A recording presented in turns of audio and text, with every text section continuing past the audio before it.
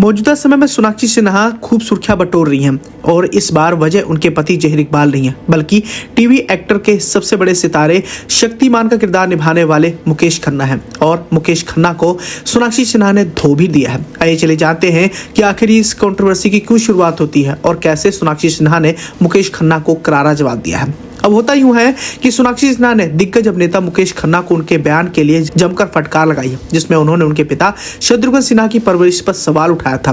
दरअसल अभी हाल ही में मुकेश खन्ना ने 2019 में टेलीकास्ट हुए कौन बनेगा करोड़पति के उस एपिसोड का जिक्र किया था, जिसमें सोनाक्षी सिन्हा रामायण से जुड़े सवाल का जवाब नहीं दे पाई थी।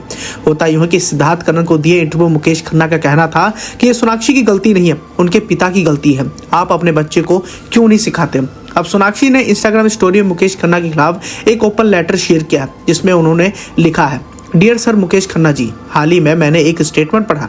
आपने मेरे द्वारा सालों पहले एक शो पर रामायण से जुड़े सवाल का सही जवाब ना दे पाने पर कहा कि यह मेरे पिता की गलती है। पहली बात तो यह है कि वहां हॉट सीट पर 2 महिलाएं थीं जो उसी सवाल का जवाब नहीं जानती थीं, लेकिन आपने मेरा नाम लेना जारी रखा, सिर्फ मेरा ही नाम, और इसकी वजह काफी स्पष्ट है।